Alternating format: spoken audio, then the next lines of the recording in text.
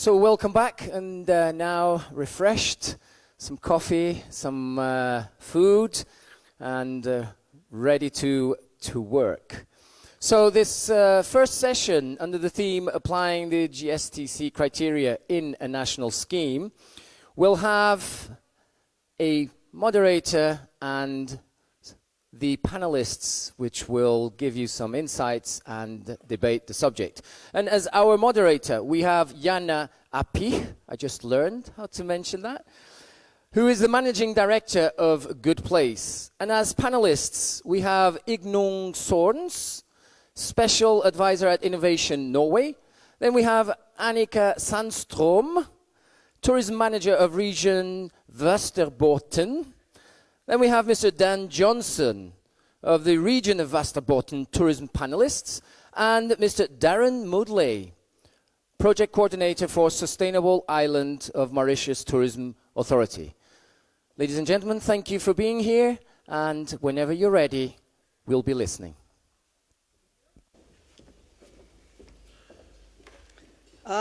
So, welcome also from my side. Thank you very much, GSTC, for this nice invitation.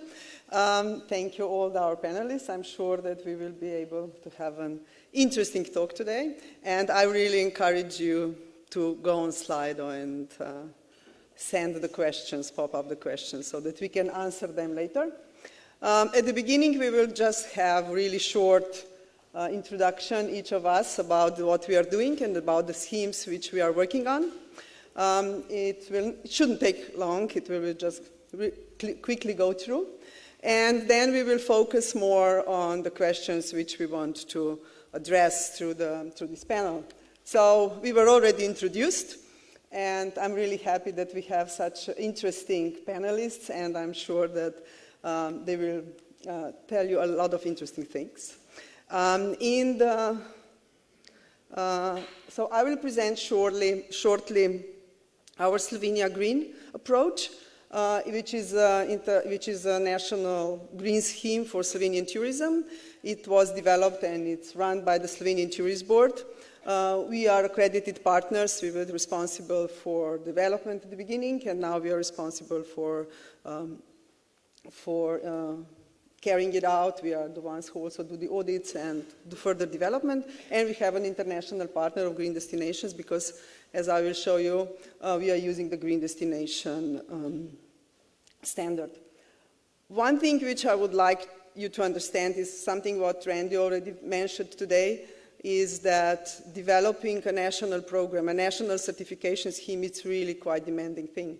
You have to have resources, you have to have a lot of time and people to make it sure that it works. So what we actually decided that we are not going to go down that path, and we are not going to develop our own national standard.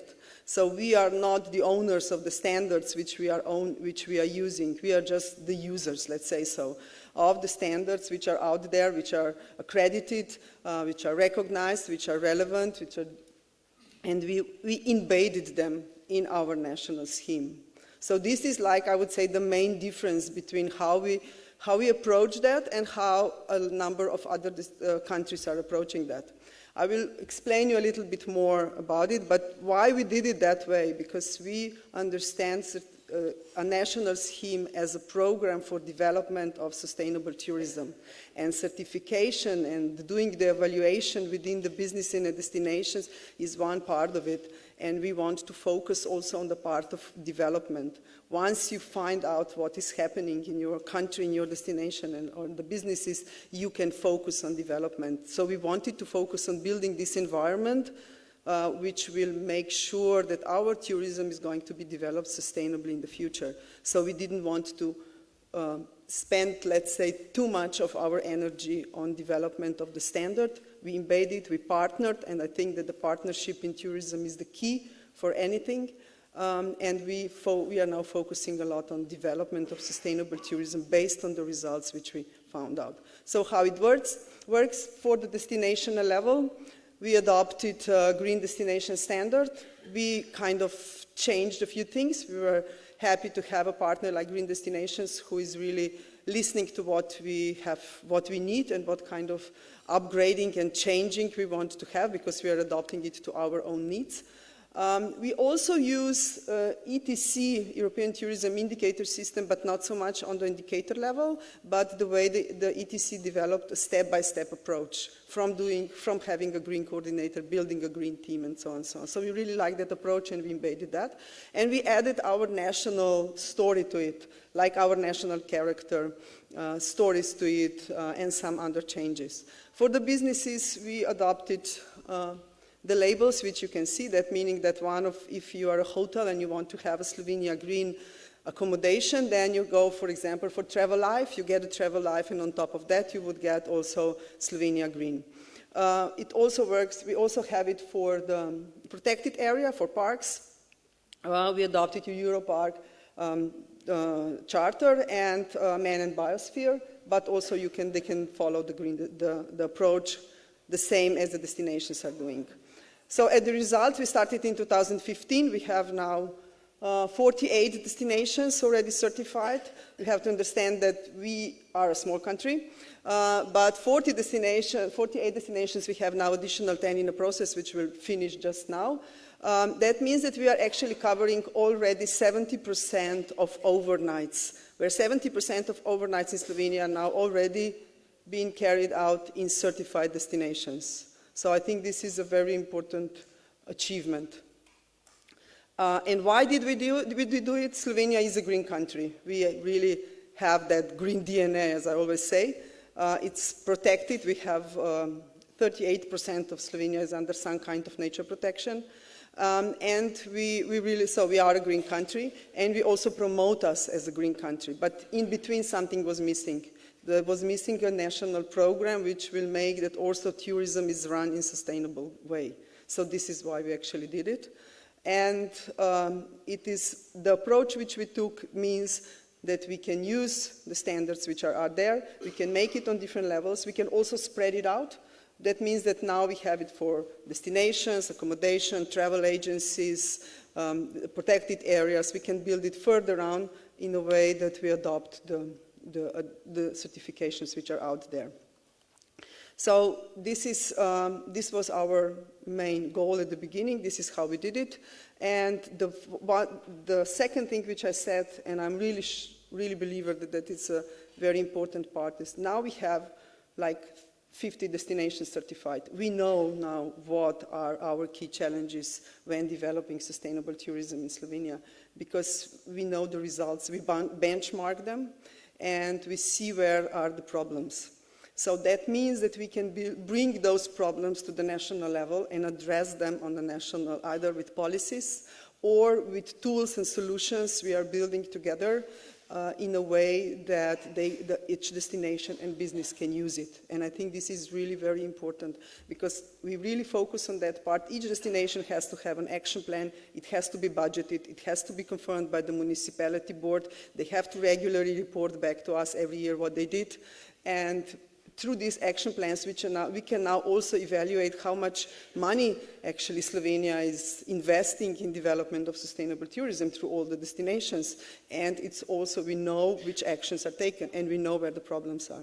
So this is very important to do also this part, the next step, really understanding what's happening and acting on that, what you find out.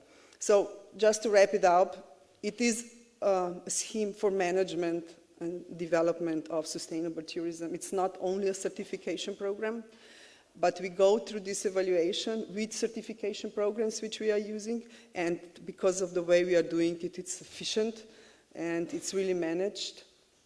And then on the next step, we can focus on development.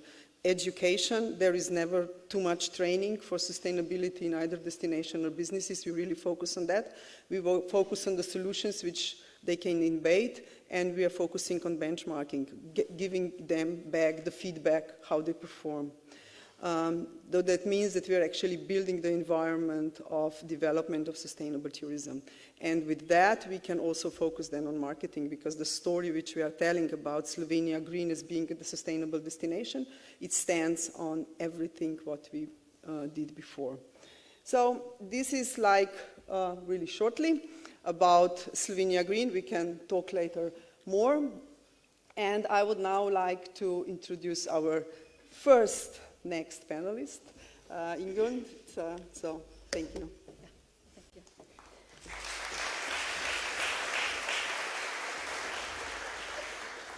Thank you, Jana, and thank you for being invited here at all. And it's a wonderful place I have discovered for days. Travel long, stay long. That's the... I'm Ingunn Sørnes. I work in Innovasjon Norway. We are an entity owned by the government and the county municipalities. We are owned by the Ministry of Industry, Trade and Fisheries, and they run tourism, also tourism policy. And that means that we are the instrument for several industries, not only tourism. So we do the development, we do business investments, innovation programs, and so on, with the target groups of SMEs, growth companies, and clusters. So these are the main target group for the whole of the organization. So that's just as a background. So tourism then is placed besides other industries, so we can use the same tools, the same thinking. That's just as a background. Oh, wrong way. So these are the different services then we are providing. Profiling, that's mainly for tourism, but also for fish industry. Competence, advisory, networks, and financing. That's the main task. We receive funding from 6 different ministries and transfer to the businesses. So, what I'm going to tell about is what we have done on destination management through Sustainable Destination, which is our scheme for sustainability in destinations. We started out quite early, and that's, I envy Jana when she's talking about Slovenia. We might have jumped to that solution if we had started later. But we started in 2009, where there were limited access to the same schemes. We were ahead, actually, a little bit ahead of GSTC. So we based our standard on the preliminary or the early stage of GSTC-D, the destination standard of GSTC. We had a gap analysis to see where ETIS, the European initiative, and then GSTC where? Gordon is here somewhere. You advised us on different initiatives taken around the world, so we could gather and put together the best indicators we could find and the best criteria. So we then form a platform for destination management, and what we provide in this is the standard. And the standard got, and Randy told you about the meaning of it. It was GSTC recognized in 2018, in early 2018. So we went through the whole process of recognizing and said at least the standard we are operating is aligned with GSTC. Then we have established, because what we saw when we started the program was that sustainability is very difficult to handle. It went all directions. So we wanted to form it into a system, a program. So that's why we started the working process. And then we have the development support and the tools. So the standard has 5 themes, 42 criteria, 104 indicators that has to be measured. And because this is a national scheme, it's recognized as a national scheme, is that we avoid all the indicators that is obligatory, or that comes under Norwegian law and has other authorities to correct. So that's how you can actually combine the standard into areas that need extra attention. We have also looked at the cruise destination, because Norway is has a lot of cruise ports. So the working process is made in 2 phases. You have to commit in the first phase, and you have to plan of action, and you build the cases you are going to work with. You look at the gap analysis of the standard and see what do we have, what do we need. And then in the second phase, you have to pass the first phase. If not, you are not allowed to get further. You have to pass this first phase. You have to have a proper tourism planning. You have to have the commitment in the first phase, and then you can start working further on. And you implement actions, and then it's annual reports and recertification every third year. Destinations use 2.5 years to reach the phase, the first phase. They get accepted. And then every 3 years, they have to deliver all over again. The development support we have, then it's tools and manuals, and we do also provide some national monitoring, because all is in the same scheme. We can then provide some of the indicators. So we are doing the value creation or the wealth creation analysis that we provide down, so they can drain down to each community. And we do also some guest service, inhabitant service, and we preload and make the tools that the destination can use. And then I think it's we have a database, a portal where the destination can upload their indicators and their information. Funding, yes, we have provided some funding for the destination for this 2 years phase where they are working intensively. The local DMO have the project leader, plans, it involves broad, it's a cooperation between the tourism and local community, the local government. This is something we are going to discuss, so I think I will jump that here. But we have seen that it makes sustainable tourism targeted. But I think it's also important to remember that this is kind of backstage work. This is what's happening behind the scene. On stage, we have to deliver better products, more sustainable products, more sustainable value change. Yeah, thank you. Thank you.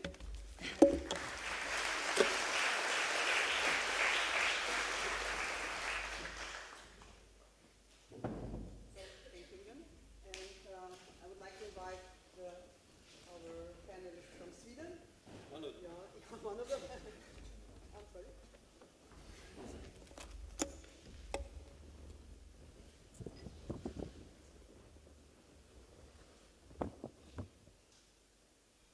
You want me to talk? You just Okay, I can talk. You can use sorry? your slide is also on if you. I don't need any slides. 11:57, and you tell me when I'm supposed to stop. Okay. I'm very happy to be here. I'm quite. I don't know really why, but I'm here and I enjoy it thoroughly, and I'll try to give you some input from my side of things. One thing I want to say is thanks, Neil Rogers, for working with me, learning me the travel trade. 18 years of harassing and talking and having a beer or two. You taught me the travel trade, okay? Thanks for that. And Annika, you were the first DMO to ever believe in what I do. Maybe that's too bad for you, but basically you're the first DMO chief to do that, and I like that. And GSTC, thanks for using your criteria. I do it my way, but I'll tell you more about that later. But it's great to have proper criteria to work with. I'm a fishery biologist, Jonasson, and a novelist that all of a sudden got involved in sustainable tourism. I didn't really want to do that because I was doing river restorations, monitoring fish stocks, did some fly fishing on trout, live in the Swedish mountains, having a good time. And then I got tangled up in this ecotourism and sustainable tourism. I also worked as a lobbyist a long time with Stop the Acid Rain from England, Neil, once again. We got your chimneys plugged up. Save the Baltic salmon, overfishing, issues like that. I worked a lot with that as a lobbyist. Then I got involved in the Swedish Ecotourism Society. I feel I want to tell you this because I'm not certain that I believe I have anything to come and tell you. So I need to see that, okay, I've done something. So that's what I'm doing now. I'm trying to get through that I've done something useful. With the Ecotourism Society, we launched Nature's Best 2002, and that was basically the same sort of criteria, but for nature-based tourism that you have now in the industry criteria. We worked with that for 8 years. We were the first national ecotourism label in the Northern Hemisphere. The Aussies, of course, were before us. That's the way it is. But they helped us a lot, and they told us one thing: don't make it too academic.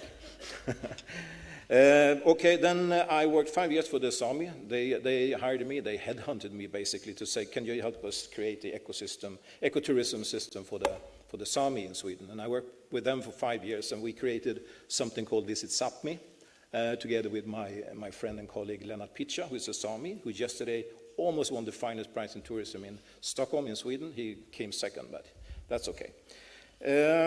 And then Annika is going to talk about Västerbotten more, because she's the chief of running the operations, where she hired me to do. I was on board for that time. Now I'm consulting a bit, but at that time I was a year back I was working for you. And we translated GSTC into Swedish, and we did the destination gap analysis for 6 destinations, 9 municipalities, and we did 80 programs for individual service providers, which meant that we went to assess them with the criteria, but doing it as a training course and getting people involved in sustainability. They're ripe for picking, many of them, I can tell you. Earthcheck, for instance. Well, what more have I done? Yeah, I'm doing a handbook on how to get landowners and tourist companies not to fight, but to join in good agreements. That's what I'm doing right now for the Swedish Ecotourism Society. And I'm also responsible for the revision of Nature's Best. So the revision of Nature's Best will be Nature's Best 2.0, which was launched a month ago, basically. Okay, so let's see. How much time do I have now? You tell me. 3 minutes. 3 minutes. I will do some reflections. That's what I'm going to do. I'm going to tell you some of my experiences, and I will just go check, okay? And then Annika can tell the real story. Well, we've done about 200 assessments. I have done about 200 assessments of companies totally since 2002. And all of them got action plans and worked with sustainability in all its aspects. And I have worked with organizations, authorities, companies, criteria, media, tools for sustainability, all kinds of things. And the important thing for me is that they are tools. Your criteria, your organization are tools to create sustainability. I don't care if you have to close shop, as long as we can continue working with sustainability. The organization or the criteria are not God. God is to create sustainability. So I'm very much for not getting too, it's not a football team that you have to cheer. I don't go by the book. In reaching sustainability, I adapt the book to companies that I work with so that they actually understand what we're talking about, so they do what we're supposed to do. I try to get my customers addicted to sustainability. I don't preach, and I don't frustrate people, maybe you, but I don't preach to them. I try to get them hooked on sustainability so that they will automatically start working, self-generating more sustainability, and that's the key to what I feel is a success story. I want to win hearts and minds. Sometimes I find there are too many brains and too few guns around. And this is something that Humphrey Bogart said, but the other way around. There are too many guns, too few brains. But sometimes in these circles there are too many brains and too few doers. Not mentioning you, of course, but in Sweden, where I work. Because that's my experience, that's Swedish. Be good at interpreting scholarly knowledge to your client's mindset. That's what I want. I want people that can do that, and I try to train people to do that. My career has been problems, many cups of coffee, slow progress, and sometimes fulfillment, but very rarely, but they do come. But it's a hard work. This is hard work to do. But I think that easy wins are overrated. This is the way it should be. Last but not least, to feel secure, after I said what I've said, I brought my son with me, Carl. We have a little company together, and he's a lawyer. Carl, could you rise up to the audience? And he's big, almost 2 meters long. He has a big red beard, and he's part of the new young Scandinavian Viking group coming. Greta comes first, and then they come. And I tell you, don't mess with them, because they're tough, just like the old Vikings. Thanks. Thank you, Don. I'm sure that we are in good hands of the Vikings. Sounds promising. So Annika, I would give the floor to you, and you can present shortly how you organized your scheme in your region. Oh, sorry, that was already up. Right, thank you for inviting me. I would like to share with you a little bit about the stuff that we've done, but most of all, the questions will be sort of leading towards more answers in the panel later on.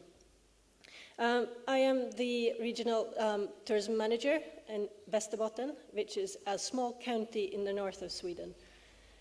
We started in 2015 trying to use some sort of sustainable method because we wanted to start a process for a more sustainable tourism in Västerbotten. We found that the GSTC criteria was a useful tool to start the process because before that we had talked a lot about sustainability and sustainable tourism, but we didn't know how. And I think that one of the key success factors for starting this work was actually the fact that we had a method. So the GSTC criteria was like gold dust to us.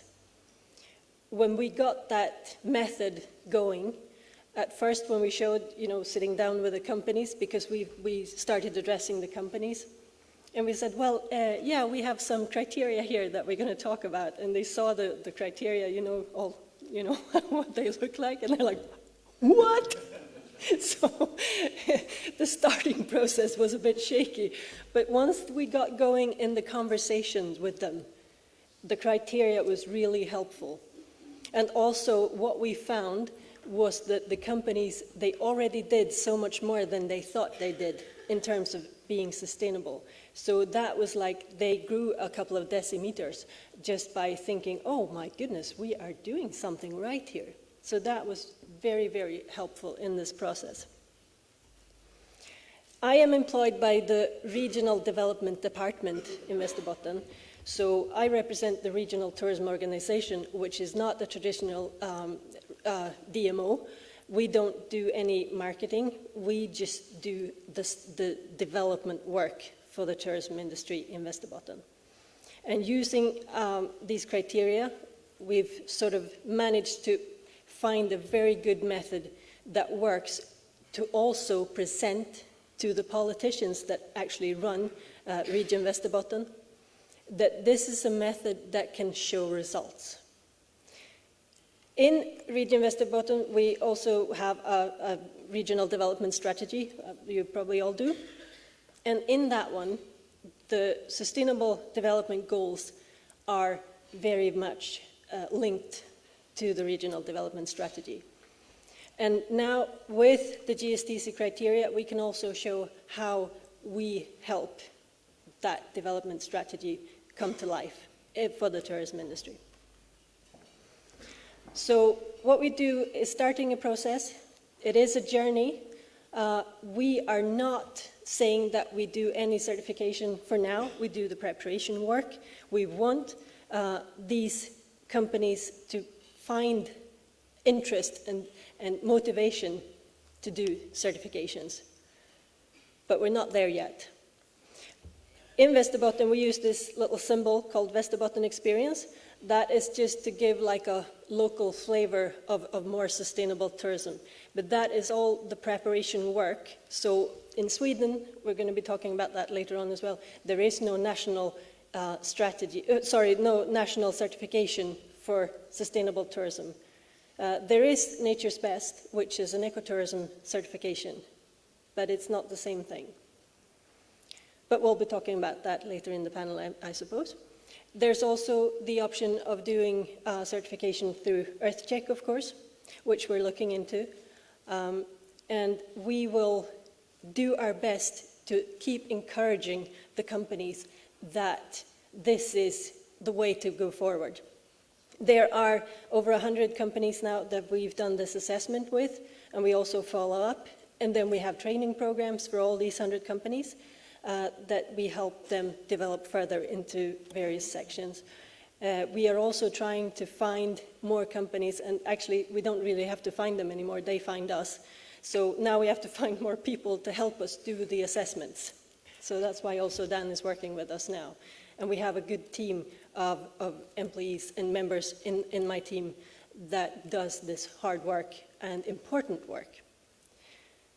I think I will actually stop there, and then we'll get into conversations later on. Yeah. Thank you. Thank you, Annika. Thank you very much. And I would like to invite our last but not least, Daren, to speak about the case of Mauritius. And then we can go to the questions. I would just like to remind you once again, put your questions in the Slido. You can also write for who you want the question to be addressed to, and we will go later through them. But now let's hear shortly about the Mauritius case. Thanks, Jana. Good morning, everyone. And thanks to the GSTC for giving me that opportunity to showcase what we're doing in Mauritius. So I'm going to be very brief on my slides that I'm going to present, and then, of course, you can have your questions afterwards addressed to me. So I'm the project coordinator of a very challenging but yet very exciting project, which is called the Sustainable Island Mauritius, and I work for the Tourism Authority. So we are the licensing body, and we are also the regulator, and we do in terms of inspections in all the industry for the tourism sector in Mauritius. So very briefly, in 2018, there has been a major conference in Mauritius where we had a few international speakers also who attended, and then crop out a major vision which is about making the Mauritius and the Rodrigue Island a green destination by 2030. At the same time, we had also been granted a fund by the EU under the Switch Africa Green program, where we wrote a project where we are going to green the tour operators in Mauritius and its entire value chain. So my presentation is about what we are doing really in concrete by assisting the entire value chain. Right, so in Mauritius, we have like more than 350 tour operators that are licensed by the Tourism Authority. And still, we see that out of the 1.4 million tourists that we receive every year, around 900,000 tourists still come via the traditional tour operators. So we see right now that there is an outburst of the OTAs, but the tourists that come to Mauritius, they are quite traditional in approach, so they still believe in the tour operators. So these tourists, they spend on average 8.7 nights in the hotels, and also the tourism sector in Mauritius, it employs like 150,000 people out of the 1.26 million population that we have. So just to put you in the context how important the tourism sector is, and also in terms of the GDP that it brings. So overall, the project, what we want to do is to really capacitate the tour operators, to give them the tools and to show them how they can change their way of doing business, and by the same time, they are going to impose on the entire value chain. So once they are going to change the mode of doing business of the value chain as well, we at the level of the ministry and the level of the government, we're going to give them the capacity and the support so that we can market the new products that we want to design. We are now in a pilot phase that we're doing with the biggest DMC in Mauritius, which is Motoko, and we have been thinking about the future as well, and we know that the market access is very important. So we have teamed up with their tool from Germany, one of the largest TOs, where we have been developing sustainable packages. And these packages, we are testing it right now. Their tool is putting it digitally on their websites, and we are going to do the grand launching during ITB next year. At the same time, concurrently, we are doing capacity building, but we are also looking underground with each and every operator. So this one is in Rodrigue, where they have 1,000 operators in the tourism sector, and we have taken the commitment to give them training to each and every one. So it has started in October of this year, and we're going to end in June or July next year, where we're going to give all the training to all these operators on Rodrigues Island. Secondly, we know that the hotels, they are part and parcel of the tour operators' packages. Together with the tour operators, we are also giving capacity building to the hoteliers. Many of these hoteliers, they are already certified, either Travel Life, EarthCheck, Green Key, etc.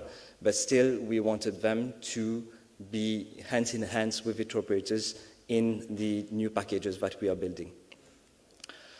We have our own local standard, which is the MS165, and for you to know, this standard existed since 2014, but no one in Mauritius wanted to have that certificate. Why? For the simple reason that it had no international recognition, and then thankfully to the GSTC, this year it has been recognized, and as from now, we see that the interest for the MS165 is being building up. So how to encourage the SMEs which are more in a challenging position? So we are coming up with an MOU that we have signed with SME Mauritius, which is an entity which looks after the SMEs, where we are going to support all the small and medium enterprises to go for certification by giving them a subsidy.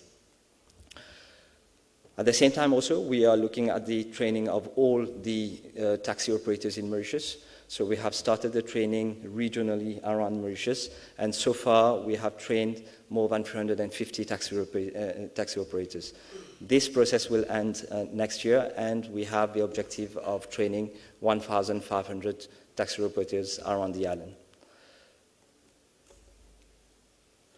Also about the guides, and so guides also, they form part of the DMC business. So we have started a certificate in tour guiding where we are sponsoring 50% of the training cost. So in 2008, the first batch was enrolled with 22 students, and we are currently having the next batch with 24 more students that we are training into sustainable guide certificate. Handicraft sector, also a sector that needs our attention. So we believe that we need to give them the sufficient tools so that they can adapt their products to the new sustainable challenges. And apart from training the operators, we are also training the trainers so that once we have finished with that opportunity, we still have a pool of people that can continue the job that we have initiated. So as part of the project as well, so we do organize a lot of events. It is more about networking and also linking the potential buyers with the SMEs. So we have done some marché écologique, we have done some salons all around the island, and also we do a lot of sensitization campaigns around the island together with the ministries about the importance of having a clean environment. So thank you. So I hope I was not that long, so I will hear your questions afterwards. Thank you. Thank you, Daren. So thank you, panelists, for sticking to the time. So it gives us enough time to speak about a little bit more together in a discussion way. Just one thing I would like to say that when we were discussing how and what to talk about is that we want to somehow show different approaches on how to develop some kind of national scheme. And I think that here we have like two different ways how we attacked it. We have like a certification program. You have certification, you also have it, but then you did a step back and started to work with through assessment with your partners, and the same is happening also in Västerbotten, in your region. So that first of all, how stepping in and showing doing the assessment through the GSTC and using the standards. So I think we have like two different stories here, which I think is really important and really interesting. And I think that there are a few matching points, which are connecting points. One of it is how to motivate every stakeholder to come abroad and how to actually join these actions. Then the second one, it's also how to train them. But maybe do a little step before that as well. I think that it's really important once you're setting up some kind of national scheme, that you really have to know what is the goal, what you want to achieve with it.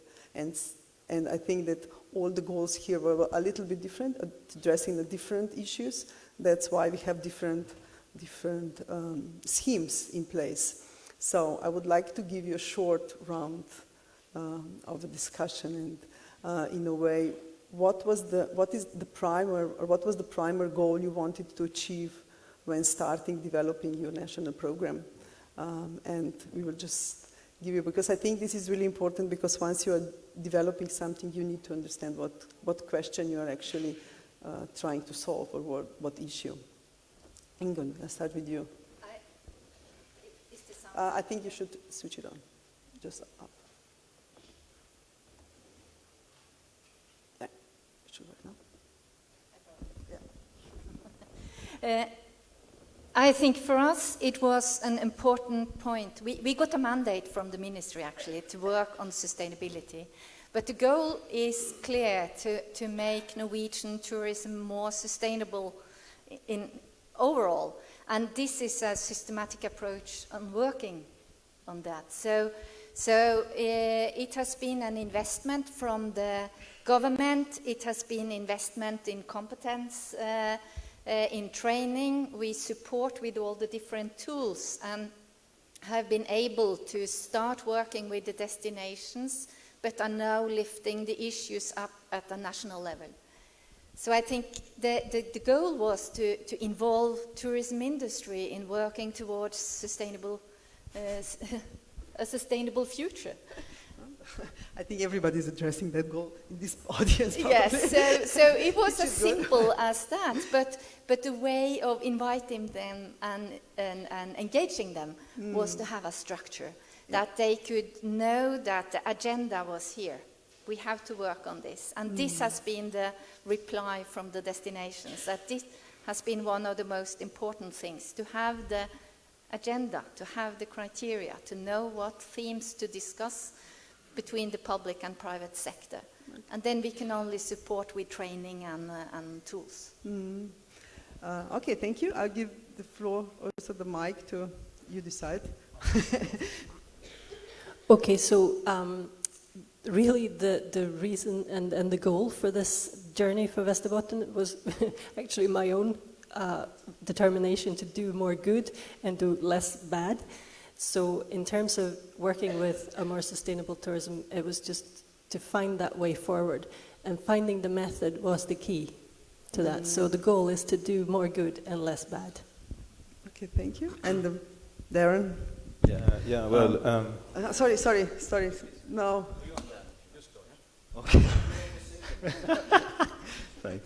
No, I think the vision of Mauritius was quite clear, from 2018 when we finished with that conference. And for us as an authority and also as a policymaker, now it was about when do we apply what we want to do. So applying it straight out with changing the policies, we believe that it was not the right approach to take. So that is why we've given us some time so that we can really work with all the stakeholders at grassroots level, and then make them understand what is our vision. And what we found out also is that the comprehension of sustainable tourism from different perspectives, from different stakeholders, they all differ, right? So sustainable tourism for a taxi driver is not the same as we're speaking with an hotelier, for example. So it was about giving them what was the vision of Mauritius to be a green destination by 2030, and then making them part and parcel of that movement. And we strongly believe that now we are reaping the fruits of what we are having. And in Mauritius, we know also that they love awards. So by the end of the Sustainable Island Mauritius, we do have an awards also. So we are preparing them, telling them it will be for an award, right? They are an award ceremony, but at the same time, they are getting capacitated to be certified after. Thank you. And Dan, you want to add something? Yeah, I can add something. I was thinking, we don't have a national scheme to become our own certification program. But I'll put it this way. I think that, and since I'm not working for you anymore, Annika, I can say these things. We don't have any tourism ministry in Sweden. It's one of the third largest industries we have. We don't have any know-how from government level down to municipalities. People don't understand tourism. And because of that, it's very difficult to also talk about sustainable tourism because they don't understand it. So what we have done, but Annika understands it, that's for sure. But what we have done is we started with the service providers. By creating a bulk of service providers, we actually force upon the governments, regional governments and others, that this needs to be taken into consideration. But because I worked a lot with these bodies, also on a national level, is that it's a lot of talk and little action, and you know these things. But the thing is that as soon as corporate businesses start to want to do this, and that's the case in Sweden now, the corporate businesses want to do this. And therefore, governments will see, well, we have to do something about it. And I think that way we can actually use the sort of, and that's why I also said Greta, because if Greta comes from the background she has and does what she does within that kind of framework and people react to it, it's because she's made it clear that it's something that we need to do. And I think something along those terms, I'd say. But Sweden has never been a tourism country, having tourism coming in. We've been the other way around. We're tourists going out. We need that as well. So I think that what you said is really important, that those kind of schemes have to go both ways, like bottom up and top down. But still, even when going bottom up, then when addressing them top down and trying to make them work, you still need to engage them and to wake them up and to have them on board. And I think this is one of the very important parts, how you actually invite and involve, and how you make sure that they play along and that the destinations or the businesses join. We made a little trick in our Slovenia Green, is that, for example, destination who wants to be gold, they have to have at least one certified business. What happened is that we have a number of silver destinations now who are pushing their businesses to join in and to go for certification. So you have like multiple effect. But I would like to hear from you how you actually, you work with those who wanted to, who started to and pushed them up. But once you have something like this in place, how you motivate your destination and businesses to actually join and to start working on the certifications which you developed. I'm going to start with you. I try again, this. No, we started out, and I don't know if you saw the point of funding. And I think for some, of course, if you have incentives for the start of a process, that's a plus. Of course it is. For many, then are able to employ a project leader. They can run after an organized process. They put up a board. They put up a cooperation with a local government. It's mainly the DMO who runs the process. And then it's, of course, they get motivated of being able to run the process. And like it is in Norway now, I didn't say, but we have 17 destinations accepted. We have about 25 in the pipeline. So it's about 40 destinations. It covers more than 100 municipalities. And it's a huge task they are doing. And having these incentives with well-prepared tools, and everyone is talking about it. So now we have more interest than we possibly cover almost. So I think once the ball starts to run, it's easier. Yeah, that's for sure. It's always good to have a carrot and a stick, right? Yeah. And then we have to come up with some incentives. So we further on with spin-offs and programs and make special events just for these and so on. We have to feed them with good things. Good things, yeah. Give them carrots. Yes. In terms of motivation and getting companies to come along, then I think for us it's been basically having the training program in place, because the training program that they can get lots of, they can get help and they can get development possibilities. That has been a motivation for the companies to join, because they are eager to develop and to learn more. We are also, since we created, we call the concept Västerbotten Experience, and because we have like a name and a symbol for it, then they're more eager to use it as well. And it's something like they're proud of that symbol to use it, and it's not the certification, absolutely not, but it's a symbol for the work that we do in this process, and they're proud to use it, and they want to use it, and they also use it in their own marketing of themselves to say that we are in this. So, and then since we have over 100 companies now joining this, then it's easier for the others to see, oh, what are those guys doing? I want to do that as well. So it's part, that they're moving forward, and then the others want to join. The snowball effect starts. It is, and it's. I think you said it swelling in the walk first, Everybody and then you run, and then it's if easy. If your neighbor is all of a sudden having a label, then you have to have it as well. I'll go first. You're still afloat. I'll say this: since I've been the Secretary General and I'm working with Nature's Best, I can use that as a reference. First of all, costs to join certification programs is an issue, particularly when you work with small and medium-sized businesses. Is it necessary to do it? I mean, if people come from certification bodies, do I really need to do this? And one of the problems is that there are so many, in Sweden now, we talk about Sweden, we have so many labels and certification programs and memberships that companies are still part of. So this is another one that they should be part of and pay for. And a company that maybe makes 600,000 euros a year, they would pay something like 6,000 to 10,000 euros a year in memberships.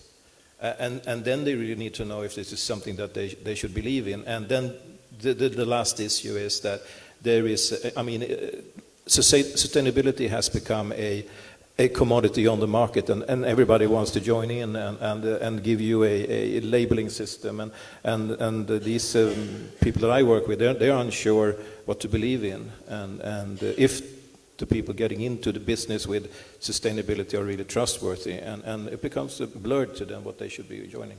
Yeah, if I can comment to that, I think that we had the same problem in Slovenia as well, because there are so many labels out there who are addressing the businesses. That was actually one of the reasons why we did it in the umbrella way, and we say, if it's, let's say, it's safe to go for one of those, because this is a national program and it's endorsed by Slovenian Tourist Board, and I think this then makes people not afraid to go for a label or say, okay, is this the right one? Should I go for this one or not?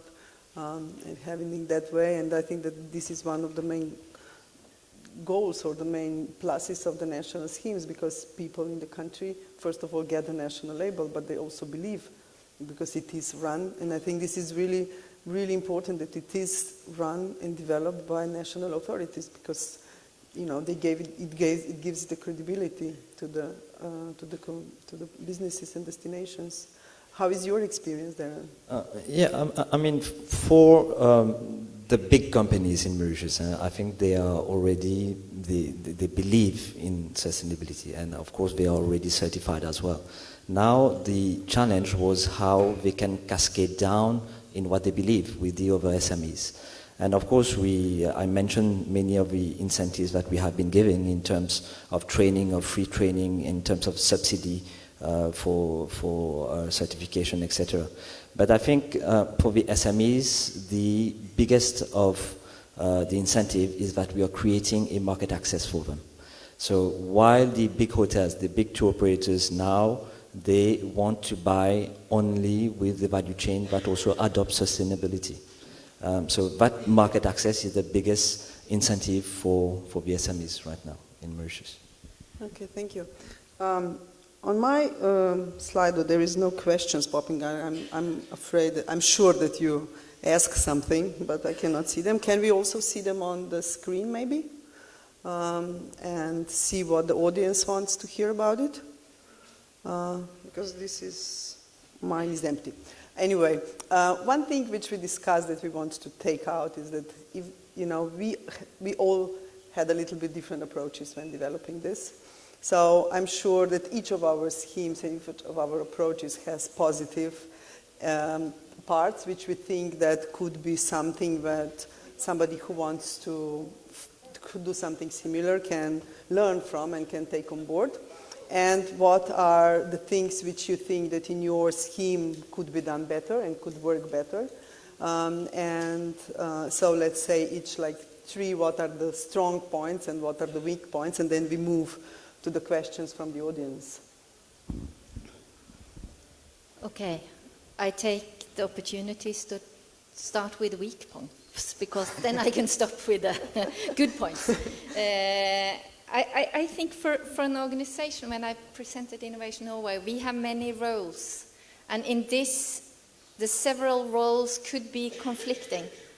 We are profiling tourism also, and are accused for going long distance and all these things, and at the same time using a sustainability brand. That could be a conflict or a close dilemma in to some extent.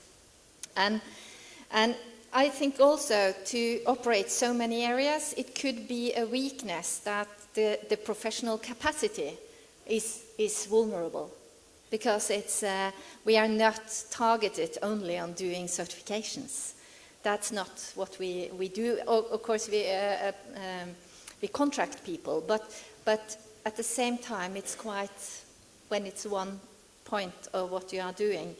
And then, of course, we do the profiling, the development, and all the nice things. And in the next step, we are a kind of killjoy, because we are the restrained. We said, no, you shouldn't do this. You should do this, and this is not easy to be the same voice. But on the good hand, I think it is that we can then lift these sustainable practices up in the overall strategy for tourism. And it's a very close connection between what's going on in the certification scheme and what we put on the national agenda.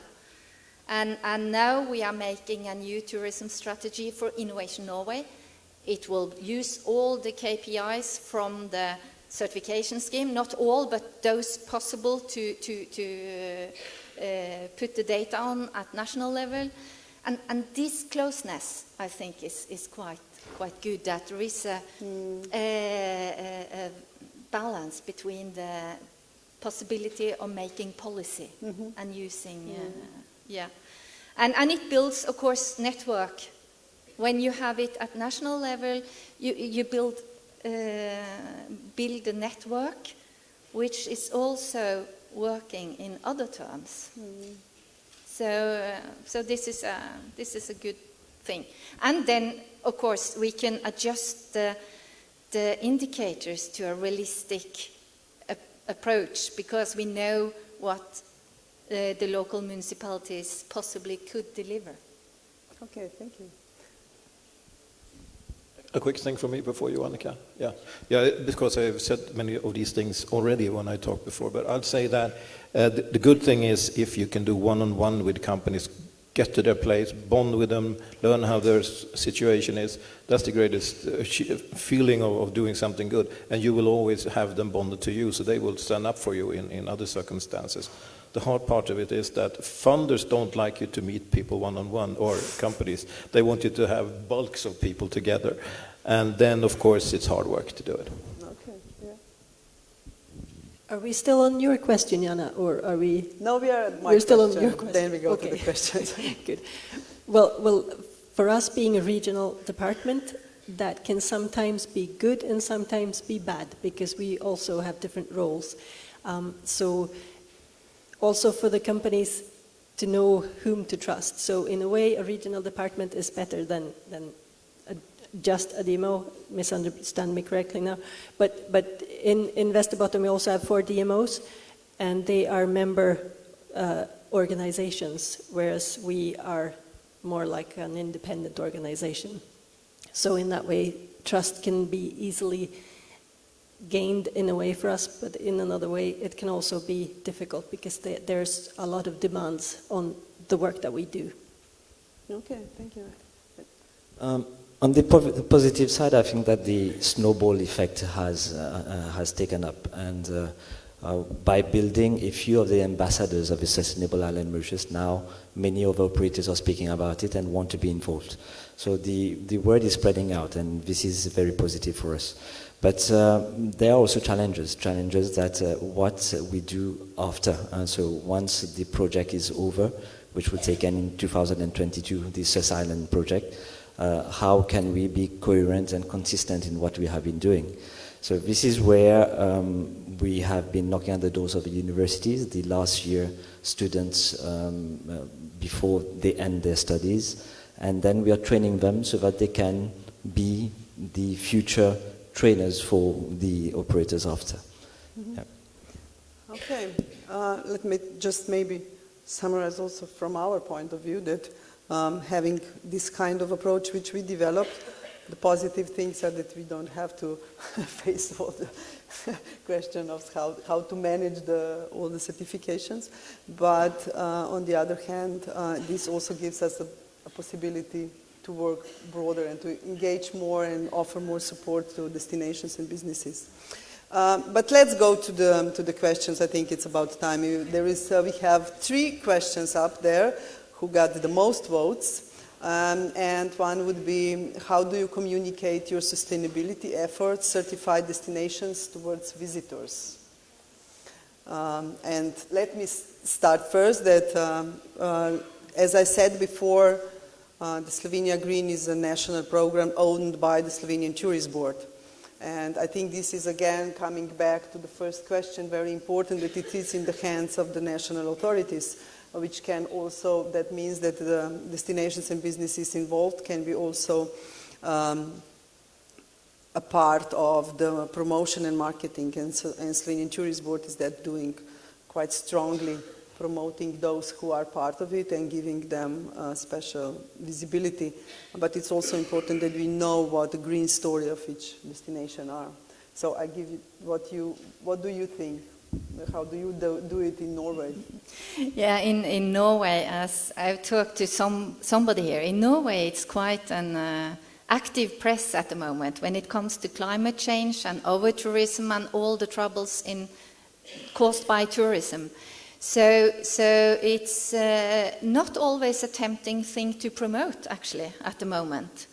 And then we of course, we make them visible in Visit Norway. We use them as best practice. We have organized workshops with tour operators, and we communicate and message their journey. And I think it was very nice what you said, Randy, of the definitions of sustainable tourism. It's not an end station. It's a journey, and it's a process. And this is quite important message, but very difficult to express, and that's a good advice to all of you. Be very clear in communicating this, because it's increasing protests, it's increasing criticism when sustainability issues is raised. And we notice quite well in Norway already. So you have to be very precise. That's the thing. But, yeah.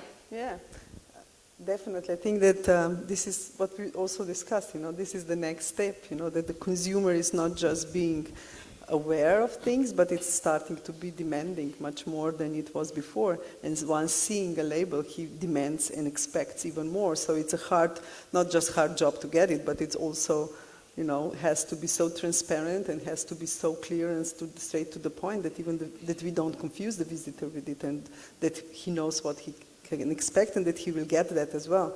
And I think this is very difficult, because especially once you put it on a destinational level, where there is so many stakeholders involved.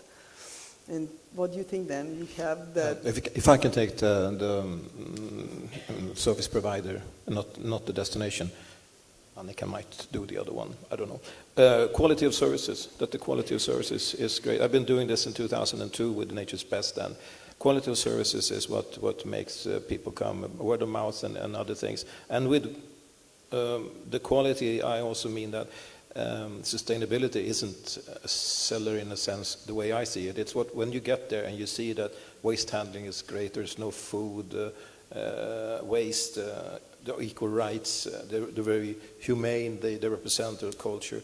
This somebody goes back home and tells the story about, and that's good enough for me. But basically, that's what I want to do. I think the quality of services is the seller. Yeah. But that's.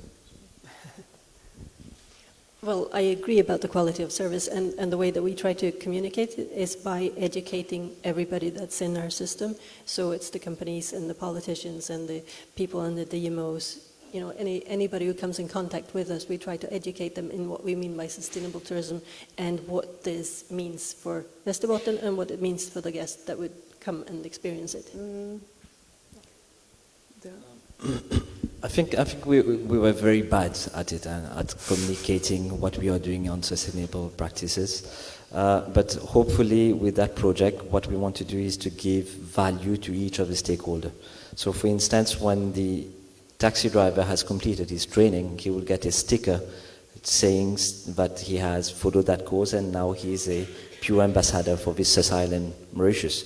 And this sticker, we're going to promote that via the Mauritius Tourism Promotion Authority, wherever we are present in the international fairs, and also promoting on the website of the Mauritius destination. So for each stakeholder, for each value chain, they are getting a kind of label that we are going to promote for them. And I think this is very much connected to the next questions, which I think that they're very much connected to each other. Do tourists recognize, identify certified brands, and do you see the rising demand from the consumer because of the sustainable tourism products? I think those we can just join those two because are very, very similar and are addressing how is the tourist reacting and recognizing. I think that you said it that in your case you are not doing enough, so that the brand is not recognized, and that was one of the key challenges. That's why you introduced a new program. Yeah. But you believe that now when you are letting them go through step by step, that they will go for the certification, and you plan to do with the brand, and are you going to build it up?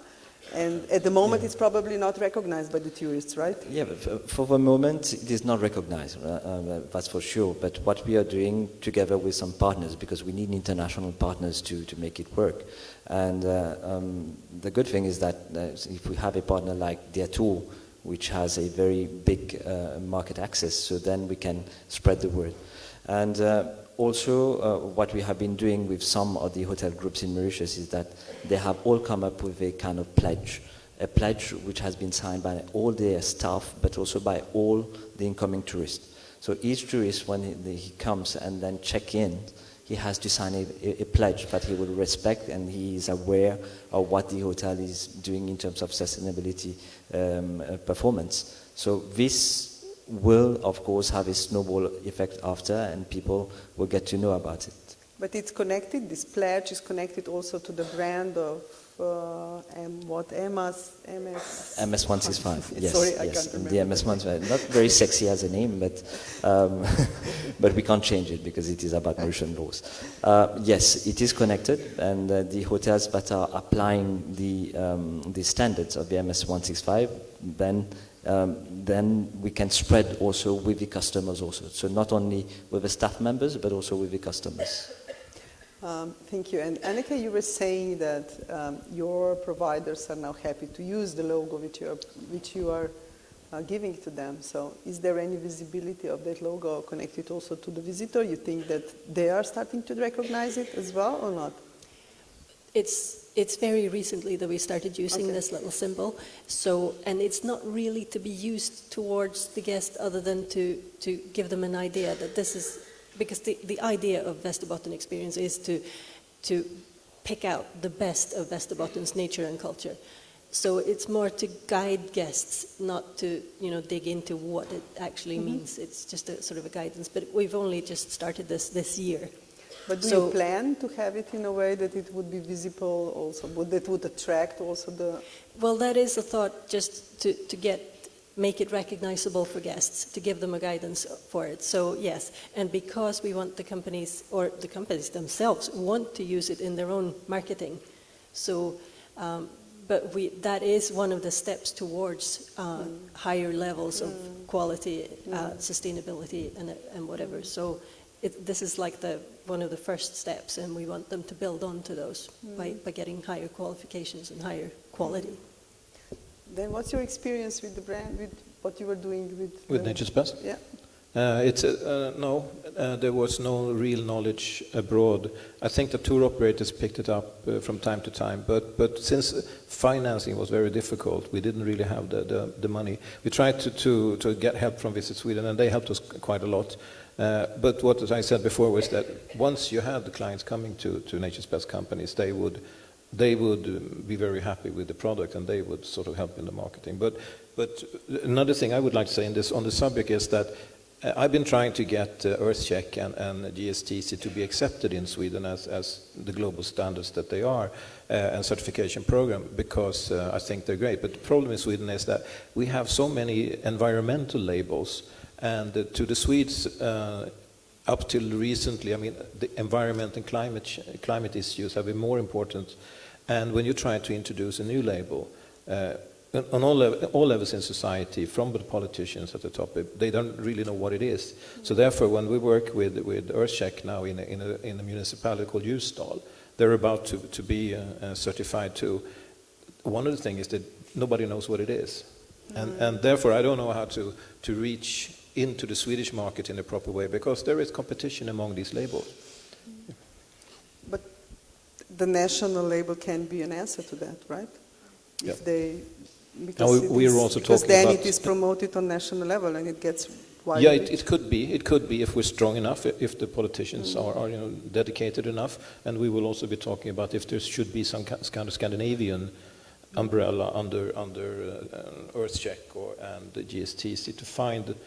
Because we have so many things in common in Scandinavia when it comes to how society works, the laws that we have, cultures, and we also basically understand each other quite well when it comes to language. But we'll see. We'll have a small discussion about that later. But basically, you need to have muscle to run a system like this, and that is the problem. When many small systems come up, they usually die when the first funding is over, and that will just make people feel wary. And this has been happening in Sweden. Well, we see that one thing is happening in Slovenia, which I think it's really interesting, is that since the positioning of Slovenia is done on these values of green, sustainable, and it's like everything is communicating through that the brand and the recognition of Slovenia Green is really building up among our visitors. And then we have a different kind of problem, because they would come to a destination who has a label of Slovenia Green, and they would expect, a green experience and what is actually behind. Because as you said before, this is the work behind the scenes that everybody is doing, and it's in many aspects not really addressing the visitor. Is something what you do and you manage it. And now, what are the things that the visitor can actually experience once he comes, even if once he recognizes the brand and he wants to see it, then I think it's a different challenge, that there really has to be offer in place, green products, enough of certified hotels and so on. And what's your experience?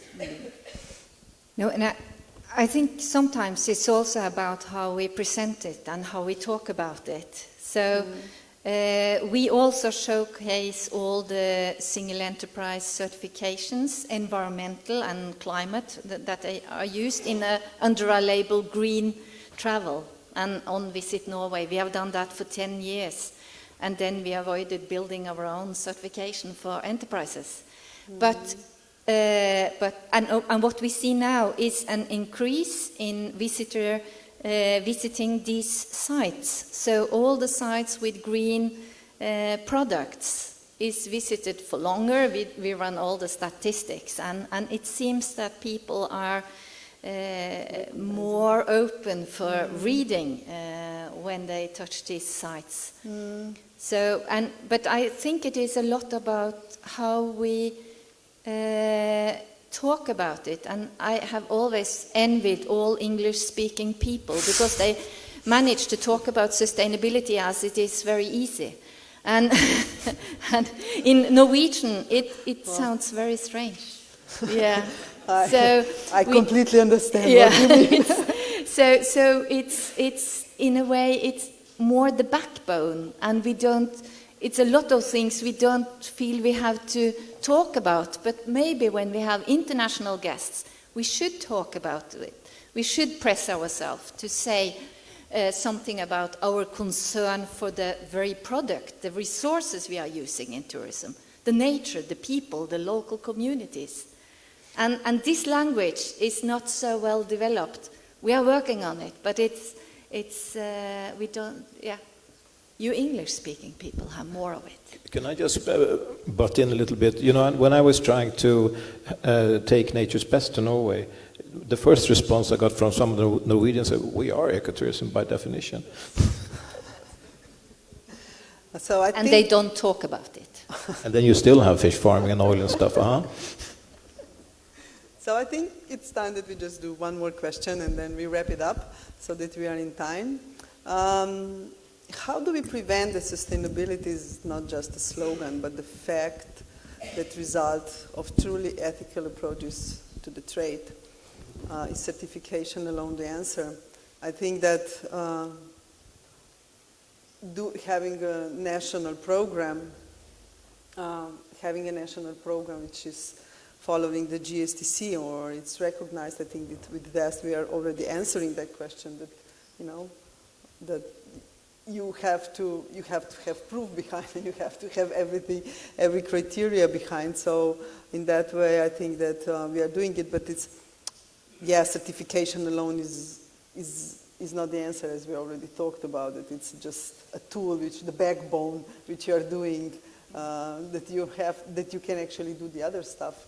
You wanted to say something? Yeah, sorry, I just Annika. think the fact that there's a global system. There's the global criteria that is used all over. That is such a strength in this, and that people work according to the same kind of thinking. We are so many people in this room doing something towards this as well. And then the other thing is education and knowledge, because I find that where I work in the region, when I started talking about sustainability and how we could develop Västerbotten into a more sustainable destination, there were like blank faces. So with Dan's help, we've talked about this for 5 years now. And now people are starting to get the idea. So knowledge, education, definitely, training, there is never enough talking training, about it. Never too much, I think. But I think that it's really interesting, you know, because coming from this question, if sustainability is just a word, and your experiences of that there is actually more and more people pressing harder and putting more demand, you know, just everything. Everybody's so afraid of the greenwashing, I think, now, and it's just pushing even harder towards the proof that you really are, that sustainability is not just the word. I think that you have the biggest experiences of that. Yeah, on good and bad experiences. But I think it's, you don't have to wrap it up in a certification necessarily, but the certification or a standard or standardized criteria will give a kind of bottom line to work on. And then we see after 2 or 3 or 4 years, some of the destinations working there, suddenly they are the innovative destination when it comes to trying to make nice transport solutions or energy-free housing or whatever. I mean, it's a process, but I think the certification in many cases will make the baseline. It's a tool, right? It's a tool, but the tool gives you knowledge, consciousness, network, cooperation, and then it creates a base for going further. Definitely. You want to add something there? I can just say I was looking at the questions, and it was a question about destination work and animal welfare. And the answer to that question, I have the lights are shining down onto the questions. But I was Daniel, huh? Yeah, we have animal welfare worked into the destination criteria where we work, and also with the single service providers. Just to give you that answer quickly. Darren, you want to add something? No, just coming back on the importance of certification. I think that in the world, in Mauritius, where 67% of our tourists come via tour operators, then the B2B aspect is very important. So when we speak about sustainability and having a certification, then we can showcase that with the market, and then it makes sense. And when we are speaking about the population at large, then of course we need to have more education with the from grassroots level with the students in the schools, etc.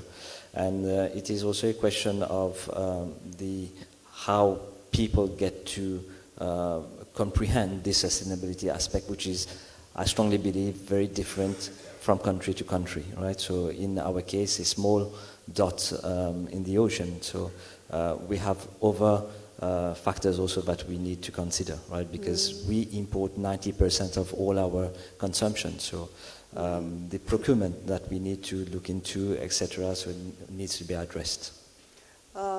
So I think that I will give you now each a minute to wrap up and give the final thought you believe you would like to share with our audience. Something what you, from your experience and what from yours in which you are doing it, you really want them to go away with the thought and the final message. I start with you, Ingunn. Or you need some time. You can as well jump into it. I think the way we have done it is quite a hard way. It has been many nights with no sleep. It has been a hard work trying to organize and get all on board and make a structure. But now I'm quite satisfied. But for those of you who think you should do it this way, talk to me after. That's a good finishing. Talk to me after. There are schemes, there are ways of doing it that is easier. Yes? Okay. But it has been great fun. Dan, what would you say for your final... No, well, these people are smart enough to do anything that I could come up with. So no, it's great to talk to you. And if you want to come to Sweden in the summertime, I think this is the new summer destination, because the heat in Central Europe has actually become a problem, because we're getting over tourism in southern Sweden now because it's getting too hot down there. Yeah. And that's an issue that I would like to press, climate change, and do something about it. Well, I think the fact that we are doing something, even if it's a small step, as long as we do something, that is the most important thing. It doesn't have to be the exact right thing, but as long as it's moving in the right direction, I think that's better than doing nothing. Yeah, thank you. We say sustainability is a journey. Well, it's a pretty long journey. So we need to be consistent, and whatever we are doing now, we must ensure that there is a delegation to the future generation, that they can keep up with what we are doing, even as small as it is, but let's capacitate the new generation also to follow. Thank you, Daren. I would just like to wrap up with a few takeouts, which we kind of agree on them. First of all, it's that make it relevant, meaning that it's really important that those kind of schemes are developed on national or regional level, and there are national or regional authorities behind. So that means that things can also change, that policies can be put in place, and that it's not just something which is run by an NGO and it goes by itself, but it has to be in hands of the decision makers. I think this is a very important issue, because with that, first of all, we build trust, but we also can make some things change. The other one is that you really have to know, you have to set the goals, you really have to know what you want to do with this theme, what is the reason why you actually engaged on that journey, and what are the results, and then realize what all the challenges on the way are, and address those challenges through the process you are building and through the methodology we are doing. Make it doable and easy to manage. I think this is the one which we learned from you, and I think it's really important. We believe that, and we see the way we do it, that it's not really needed to reinvent the wheel if the wheel was already invented, and if somebody is doing a really good wheel, why not use that one?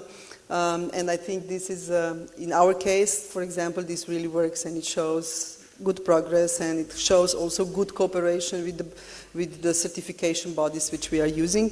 And I think this can be one of the things to think about. It's also what you said, Randy, that there are professional schemes out there, and people developing and being after them 24/7.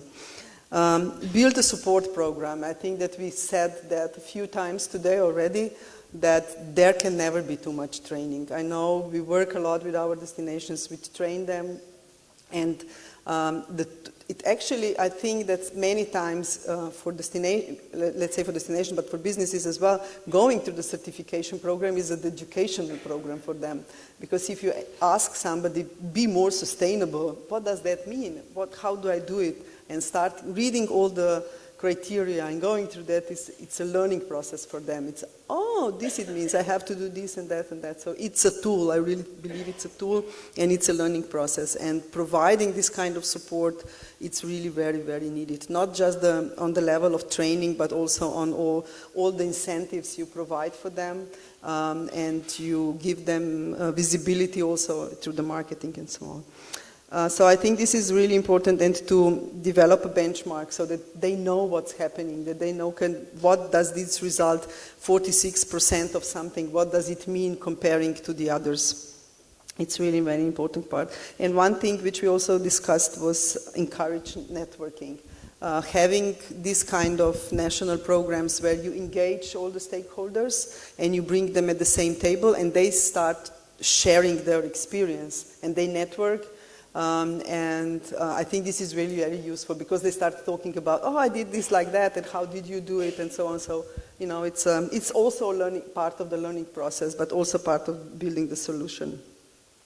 And the last, but definitely not the least, that don't stop at the evaluation part and the certification, but build it as a development program, and use everything what you learn out of it, and try to address the issues which you learned out of it with additional program, with additional tools which you can provide to the businesses. And make sure really that whatever kind of scheme you develop for certification, that you embed in the action planning, that everybody has, after they come to the certification, there has to be an action plan, there has to be follow-up on the action plan, there has to be re-evaluation, and I think it's really important that this is just a starting point. This is just the door opener to all the questions which will pop up and everything what you will have to do in the future. So have that in mind and make sure that you have still enough energy once you come to that you will be able to address those issues. So I think this is more or less what we discussed and what we think are the key takeouts. And if there is anything anybody wants to add, now is the time. Otherwise, we close this section. We are 5 minutes over. I think we are doing great on time management. And I would really like to thank you. You have something to add? No? But I would really like to thank you for this discussion. I hope you liked it as well, and it was interesting. And as Ingunn said, come talk to us afterwards, and we tell you the dirty stuff behind. Thank you.